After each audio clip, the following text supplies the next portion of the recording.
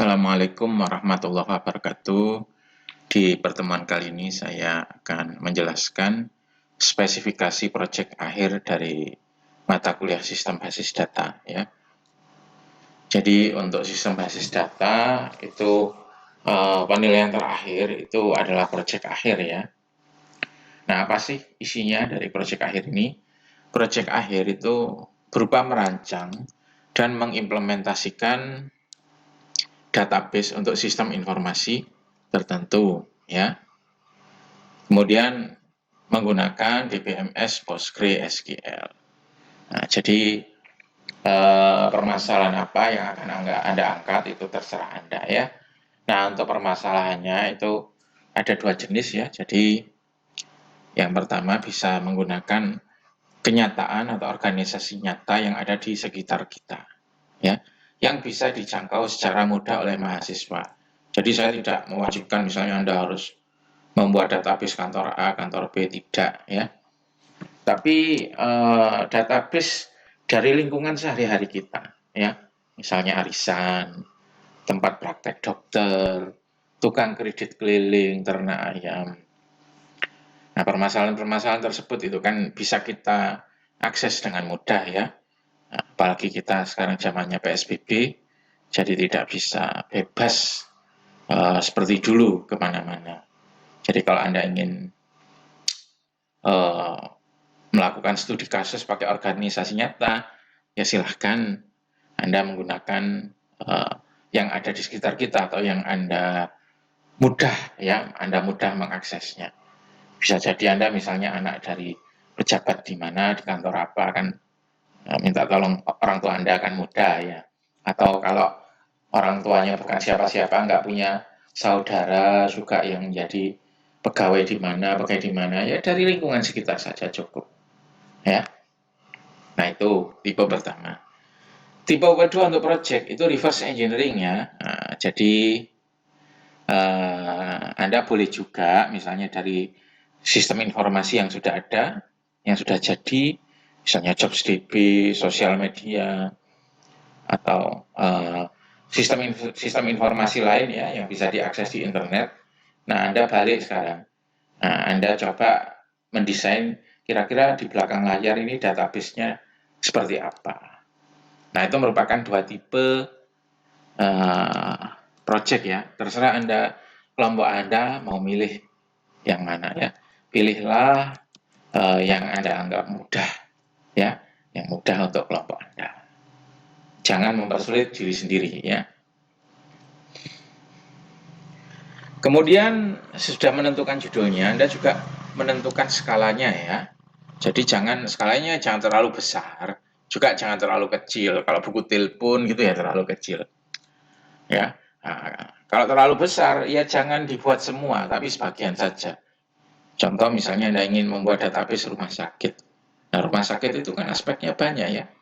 Ada kepegawaian, ada pembelian barang, ada inventaris, ada keuangan, ada juga misalnya pemeriksaan, ada rawat inap. Nah, itu nggak perlu diambil semua ya. Karena di dunia nyata aja untuk membuat sistem informasi untuk yang sebesar itu ya bertahap. Jadi Anda ambil satu bagian aja, misalnya bagian pemeriksaan poli boleh ya. Atau misalnya manajemen rawat inap itu boleh, nggak perlu semuanya. Ya, jadi tahap kedua Anda tentukan ya skalanya ya. Jadi skalanya yang sesuai kemampuan saja ya. Kemudian ada juga judul yang dilarang ya, yaitu apa? Kasus yang pernah dibahas di kelas atau di praktikum, misalnya toko buku, kemudian toko ya. Northwind itu kan sebenarnya toko ya, rental DVD yang Anda gunakan untuk ujian, sistem informasi lab, dan lain-lain ya, bengkel. Jadi pokok kasus yang pernah dibahas di kelas atau di praktikum itu nggak boleh ya. Nah, itu pengantarnya ya mengenai apa saja yang bisa Anda angkat sebagai permasalahan. Nah, kemudian sistematika laporan project. Ya, jadi nanti ketika Anda presentasi, yang harus Anda bawa salah satunya adalah laporannya, ya, itu yang paling penting. Jadi bab 1 requirement analysis ya, jadi analisa atau pembahasan tentang apa yang akan kita buat, ya. Jadi di tahap ini kita berusaha memahami tentang organisasinya. Nah, untuk requirement analysis itu dibagi menjadi beberapa subbab. Yang pertama, deskripsi kebutuhan, ya. Kemudian bisnis proses, use case diagram, desain user interface, ya. Kemudian bab 2, identifikasi entity dan relationship. Yang pertama, identifikasi entity dan atribut. Kemudian Anda bikin relationship matrix, kemudian bikin CDM awal, ya. Jadi konseptual data model atau ERD yang awal, ya. Jadi ini masih konseptual data model, bukan fisikal, ya. Nah, nanti di CDM-nya itu sudah ada primary UID, terus optionality atribut, atribut ini wajib atau enggak, gitu ya. Kemudian tipe atributnya, ya. Nah, kemudian optionality dari relationship, cardinality dari relationship. Oh ya, saya lupa nama relationship.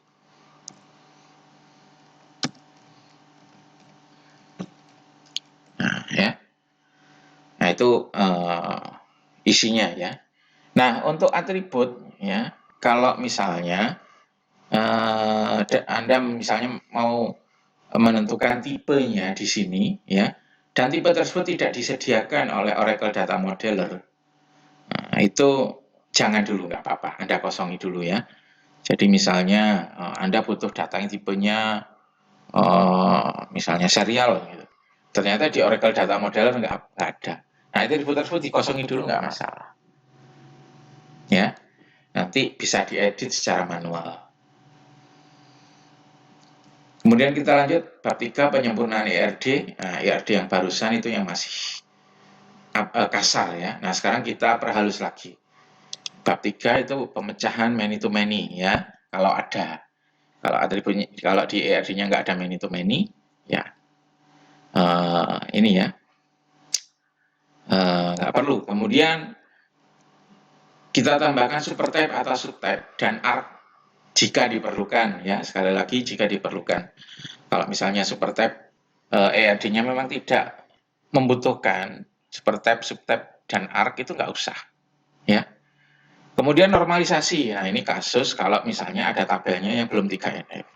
Jadi setiap tabel di ERD Anda harus sudah ada dalam kondisi 3NF. Kalau belum ya harus diubah, ya. Jadi ini sifatnya opsional, tergantung kondisi, ya. Kalau yang A itu jika ada, B jika diperlukan, C jika ada yang belum 3NF. Kemudian kita lanjut physical design. Nah, kalau physical design ini ada 3 bagian. Yang A PDM, ya. Nah, tinggal konversi saja pakai Oracle Data Modeler, gampang, ya. Kemudian deskripsi tabel nanti saya jelaskan. Kemudian Anda bikin DDL. Nah, DDL ini tidak dibuat secara manual, ya. Nggak usah sulit-sulit.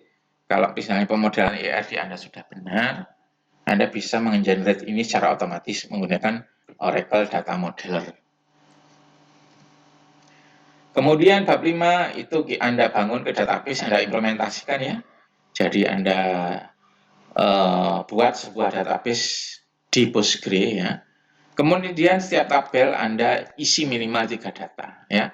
Kemudian Anda capture masing-masing isi tabel.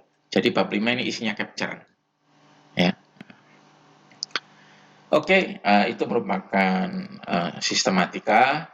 Nah, di bagian selanjutnya akan saya jelaskan lebih detail, ya. Jadi tetap tentang sistematika, tapi ini lebih detail. Yang 1A deskripsi, ya. Nah, 1A itu deskripsi. Jadi deskripsi itu contohnya itu seperti apa? Di sistem peminjaman peralatan lab yang digunakan di modul praktikum, ya. Jadi kalau Anda bingung, Anda buka lagi modulnya, Anda baca, ya, yang tentang sistem peminjaman peralatan lab, ya.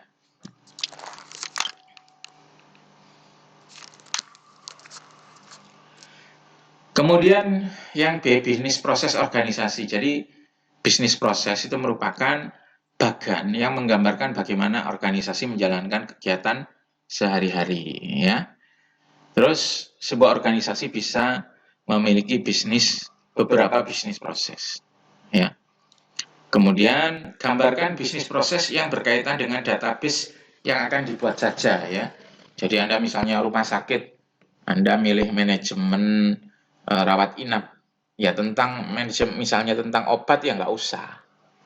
Jadi bisnis prosesnya yang berkaitan dengan database yang Anda desain, ya, tergantung skupnya. Terus simbol, nah bisnis proses itu sebenarnya ada simbolnya sendiri. Tapi di sini saya nggak minta yang terpaku teori ya. Yang penting maknanya jelas itu.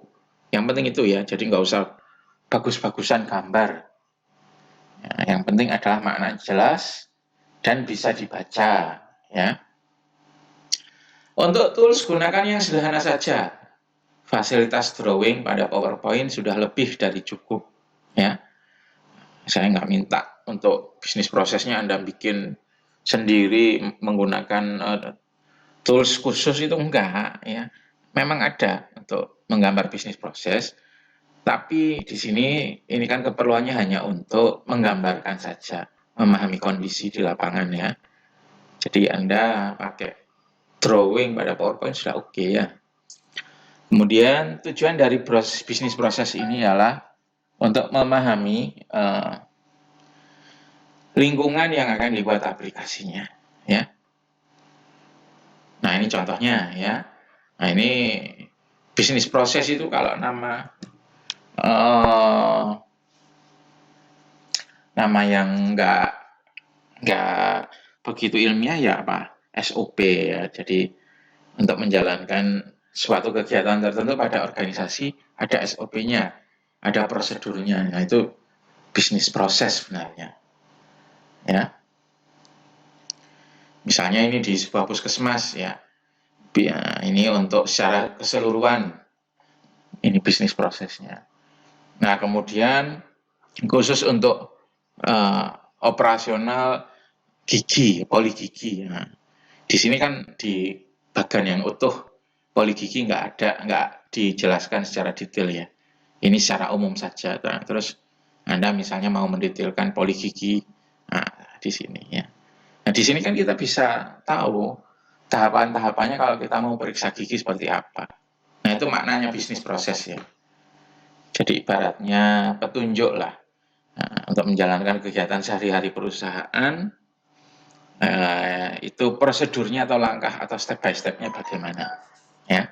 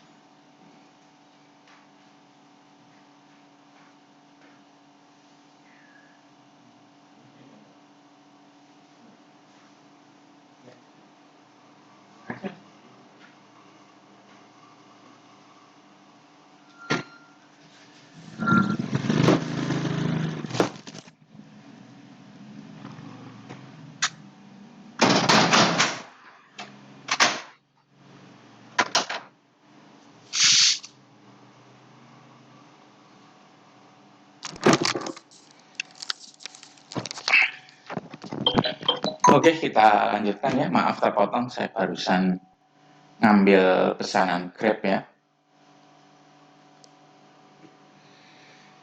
Nah, seperti ini ya. Jadi tujuan kita itu hanya untuk memahami alur kerjanya di organisasi tersebut bagaimana ya. Jadi ini secara umum yang atas.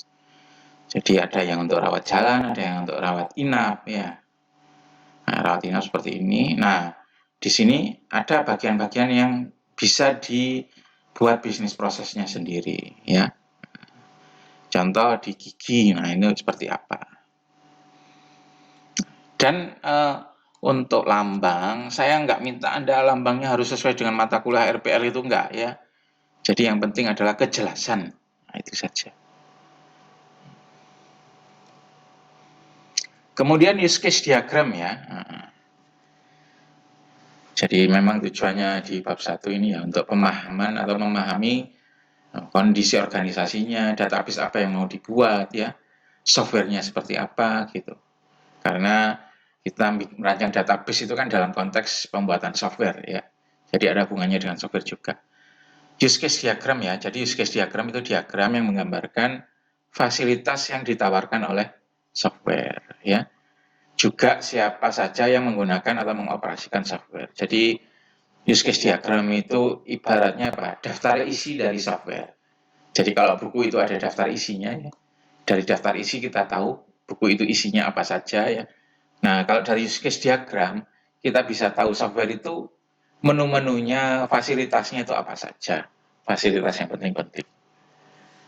Nah, use case diagram ini memiliki keterkaitan dengan bisnis proses. Ya. Jadi memang kan software itu kan memenuhi apa atau untuk menjalankan bisnis proses ya. Karena itu use case diagram pasti ya ada keterkaitannya, nggak bisa lepas. Kemudian saya minta cukup use case diagram saja ya, tidak perlu skenario atau narasi. Jadi ada yang namanya use case skenario, nah itu nggak usah, cuma gambar aja. Ya dosennya akan paham insya Allah dari gambar. Terus untuk gambar, gunakan software yang mudah saja ya. Jangan yang mempersulit diri sendiri. Fasilitas drawing pada PowerPoint itu sudah lebih dari cukup. Nah ini contoh ya. Nah, jadi saya ulangi lagi, use case diagram itu ibaratnya kayak daftar isi atau fasilitas-fasilitas dari software. Ya. Nah, contoh ini ada software misalnya telepon katalog. Nah, di sini penggunanya siapa saja softwarenya? Nah, ada customer. Ya. Jadi mungkin ibaratnya ya kayak Tokopedia atau Shopee gitu ya. Yang menggunakan siapa saja softwarenya ya customer. Nah, tapi tentu yang digunakan halaman yang berbeda-beda kan. Kemudian salesperson, salesman-nya ya. Kemudian ada shipping clerk, kemudian ada supervisor. Ya.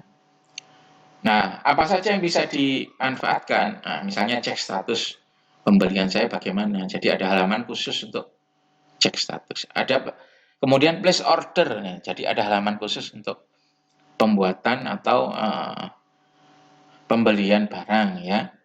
Kemudian fill order untuk milih barang ya. Kemudian ada establish credit untuk pembayaran. Ya ibaratnya kalau sister gitu, Anda bisa mungkin login ya. Terus usernya siapa dulu? Ada dosen, ada administrasi, ada mahasiswa. Kalau dosen misalnya bisa menambahkan nilai. Jadi satu use case itu adalah menambahkan nilai. Nyambungnya siapa? Ke user dosen. Karena yang bisa ya dosen aja ya. Kalau mahasiswa ya nggak bisa nyambung ke sana ya. Nah nanti satu use case itu pasti ada halaman web tertentu, halaman aplikasi tertentu untuk melayani fasilitas tersebut ya. Jadi di sini itu ada satu atau beberapa halaman dari software untuk melayani proses tersebut ya. Jadi bisa ada jadi cek status yang untuk customer beda dengan salesperson dan seterusnya. Ya, ini nggak sulit kok ya, jangan dibuat sulit. Nah, saya minta hanya sejauh ini aja, gambar ini aja. Nggak usah use case skenario atau narasi ya. Dari sini saja sudah jelas. Jadi dari sini nanti dosen akan bisa mengetahui software yang Anda bayangkan itu apa saja fasilitasnya. Ya. Nah, kemudian selanjutnya, ini masih berkaitan dengan use case ya. Untuk setiap use case, gambarkan desain halaman yang mewakili use case tersebut. Jadi biasanya use case itu terkait dengan satu halaman aplikasi tertentu. Ya, bisa satu atau beberapa. Misalnya Anda Tokopedia ya, Tokopedia. Itu Anda misalnya mau membeli barang ya. Untuk membeli barang, misalnya ada use case, misalnya keranjang belanjaan. Nah, jadi ada halaman tertentu yang memenuhi kebutuhan user tertentu ya. Jadi untuk use case misalnya transaksi gitu, ada halaman misalnya halaman produk, ada halaman keranjang belanjaan seperti itu. Nah, jadi Anda nanti untuk setiap use case Anda gambarkan user interface-nya, rancangan user interface-nya yang hubungannya dengan itu. Misalnya ada use case login gitu. Anda gambarkan halaman login itu seperti apa ya. Gambar tidak perlu bagus, tidak perlu pakai warna ya. Tujuannya bukan bagus-bagusan desain ya.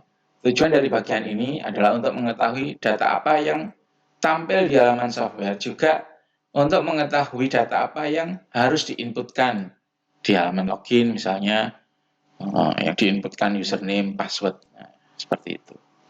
Di halaman misalnya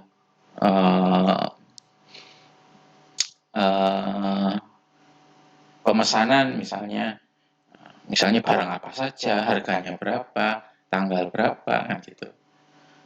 Ya. Untuk gambar, gunakan software yang mudah saja.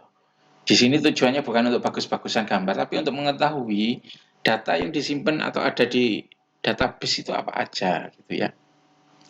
Gunakan software yang mudah saja ya. Fasilitas drawing pada PowerPoint sudah lebih dari cukup. Nah, seperti itu. Oke, lanjut ke 2 ya. 2A itu sudah cukup jelas ya. Contohnya di modul praktikum. 2B, 2C juga sudah cukup jelas ya. Bab 3 itu cukup jelas ya. Nah, tentang pemecahan many to many, kemudian PDM, deskripsi tabel. Nah, untuk yang deskripsi bab 4 itu sudah cukup jelas, bab 4A ya, sudah jelas. Kalau bingung, lihat lagi materinya. Kemudian 4B, deskripsi tabel itu seperti ini ya. Jadi Anda bikin kayak penjelasan untuk setiap tabelnya. Ini kan sudah sampai level PDM ya, physical. Kalau di level konseptual itu kan masih logical, itu kan masih entity. Kalau di sini kan tabel ya. Nah, untuk setiap tabel yang ada di database, Anda bikin ini ya, kolomnya apa saja, tipe datanya apa saja. Nah, nullable itu wajib atau tidak, maksudnya boleh null apa tidak ya. Kemudian defaultnya apa ya, ada dulu default itu di bagian DDL. Kemudian manakah yang primary key ya, seperti itu. Nah itu ya, jadi untuk setiap tabel rancangannya ini ya. Untuk tipe data ini yang harus diperhatikan ialah harus menggunakan tipe data yang cocok ya dengan data yang disimpan. Misalnya last name, Anda kalau pakai number ya nggak nyocok ya, harus pakai misalnya varchar. Dan ukurannya itu harus sesuai. Anda jangan pakai varchar 1000 hanya untuk nama. Ya. Misalnya varchar 50 cukup sudah. Ya. Jarang orang yang namanya lebih dari 50. Ya, kalau varchar kan kalau kurang gitu kan kan masih hemat ya. Itu ya, jadi yang saya pesankan bahwa untuk pemilihan tipe data itu harus Anda sesuaikan dengan jenis data yang akan disimpan dan usahakan hemat, tapi juga tidak terlalu sempit ya, sampai data yang mestinya bisa masuk nggak bisa masuk gitu loh. Nah, seperti itu. Kemudian nullable itu apakah boleh kosong atau tidak ya. Kalau yes itu artinya boleh kosongi, kalau no artinya tidak ya. Kemudian default itu maksudnya Kalau dia ketika nginsert data baru nggak diisi, apakah ada data yang otomatis diisikan? Nah, seperti itu ya. Kemudian manakah yang primary key? Dikasih tanda khusus ya yang primary key. Foreign key juga ya, foreign key. Terus bagian 4C, nah, itu proses pembuatan DDL ya. Nah, di sini ada manfaatnya. Kenapa saya minta Oracle Data Modeler ya? Kalau Anda ngerancang database pakai Oracle Data Modeler, Anda akan mengenerate DDL-nya itu nggak usah manual ya. Jadi otomatis dibuatkan oleh Oracle Data Modeler. Karena itu saya meminta Anda bikinnya dulu pakai Oracle Data Modeler. Nah, di project ini saya nggak minta Anda ngetik manual ya. Jadi Anda generate otomatis saja. Ya. Kalau misalnya di bagian desainnya benar, ya oke lah, nggak masalah ya. Kalau nggak benar kan tinggal diperbaiki kan gitu. Soalnya kalau bikin DDL itu ya capek juga, apalagi kalau tabelnya ratusan ya. Bila ada atribut atau kolom yang tipe datanya khusus untuk Postgre, ya, di tipe di DBMS yang lain itu nggak ada. Dan tidak disediakan di Oracle Data Modeler, maka bisa dikosongkan dulu. Jadi misalnya ada tipe data tertentu, ya di Oracle Data Modeler itu nggak ada, tapi di Postgre ada. Dan Anda pakai itu. Misalnya serial gitu ya. Nah, Anda pakai aja, nggak masalah. Ya, atributnya boleh dikosongkan dulu, ya, dikosongkan dulu. Atau Anda kasih atribut yang mendekati, ya. Kemudian Anda create DDL-nya. Nah, nanti setelah jadi, baru Anda edit. Ya, tipe datanya Anda sesuaikan, seperti itu. Jadi enak kan ya, tinggal ngedit tipe data, ya. Untuk bab 5 sudah cukup jelas ya. Jadi Anda mengimplementasikan menggunakan DBMS Postgre ya. Anda bikin database-nya, tabel-tabelnya menggunakan DDL yang sudah jadi tadi ya. Nah, kemudian untuk tiap tabel Anda isi 3 lah, 3 data. Kemudian untuk setiap tabel Anda tampilkan isinya, Anda crop, kemudian dimasukkan ke buku laporan. Nah, itu penjelasannya ya. Oke, kita lanjutkan ya. Proyek akhir, yang perlu dikumpulkan ya, itu ada 3 yaitu dokumen. Dokumen itu sistematikanya sudah dijelaskan tadi. Kemudian ERD, kemudian DDL ya. DDL itu skripnya yang dihasilkan oleh Oracle Data Modeler. Jika proyeknya menggunakan kasus nyata dan butuh pengamatan lapangan, Anda harus ke sana, ke lokasi. Patuhi protokol kesehatan, ya seperti itu. Itu prinsip ya.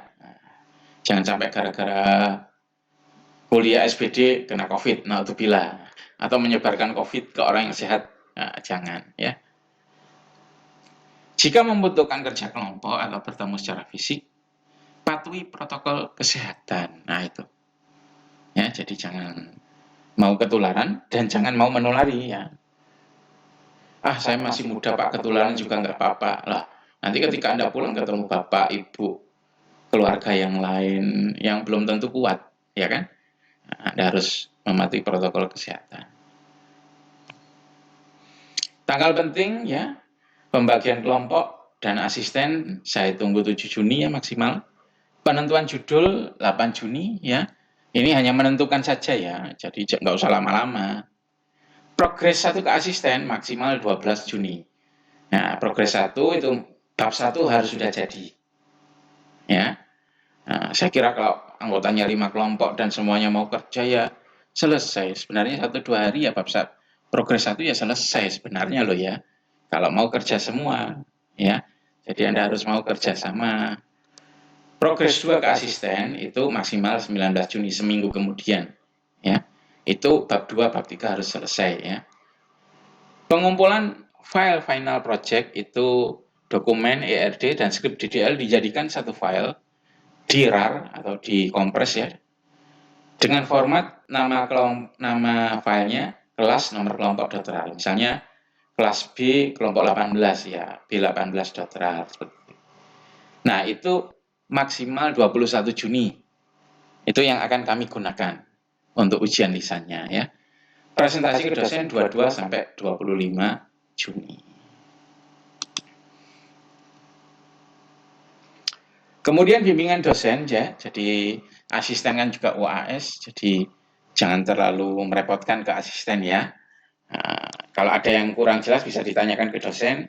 Kami akan menyediakan sesi khusus untuk bimbingan ya.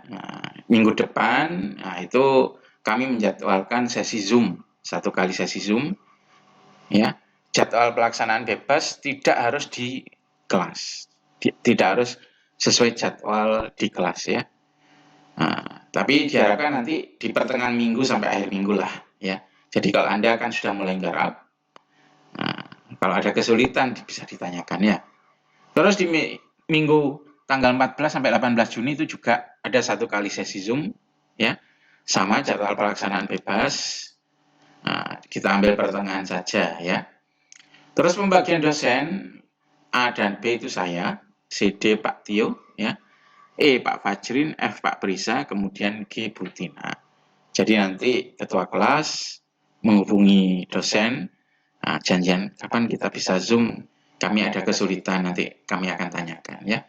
Biar nggak tanya satu-satu ke dosennya, ya kan repot juga kalau tanya satu-satu ya. Untuk yang nanti membimbing 2 kelas itu, ini ya boleh nanti dijadikan satu saja Zoom-nya ya. Jangan lupa minggu depan 7 sampai 11 Juni itu masih praktikum ya. Jadi masih praktikum, kemudian masih presensi ya, masih presensi. Loh Pak, kan nggak ada kegiatan. Iya kan, Anda ngerjakan proyek ini kegiatan juga ya. Terus nanti pada saat ujian, dosen nguji kan juga kegiatan ya, Anda praktikum. Anda presensi ya, baik di jam teori maupun praktikum. Jangan lupa mengingatkan dosennya ya, kalau misalnya belum ada attendance-nya. Saya minta tolong ketua kelas menghubungi dosen ya. Terus kalau misalnya Anda ingin penjelasan dari dosen tertentu, Anda boleh masuk sesi Zoom di salah satu dosen yang lain meskipun bukan bagian Anda.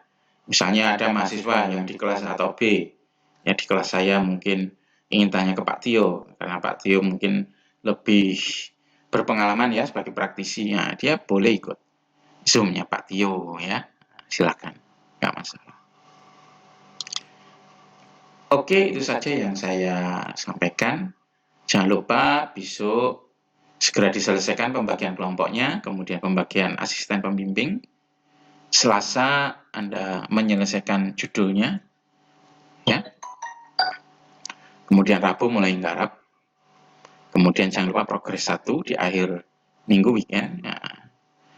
Terus minggu depan progres 2. Minggu depannya lagi pengumpulan. Ya sesuai tanggal ini. Oke, demikian yang saya sampaikan. Semoga kuliah SPD yang kita jalani manfaat ya. Anda mendapat nilai bagus sekaligus ilmu yang bermanfaat. Ya. Assalamualaikum warahmatullahi wabarakatuh.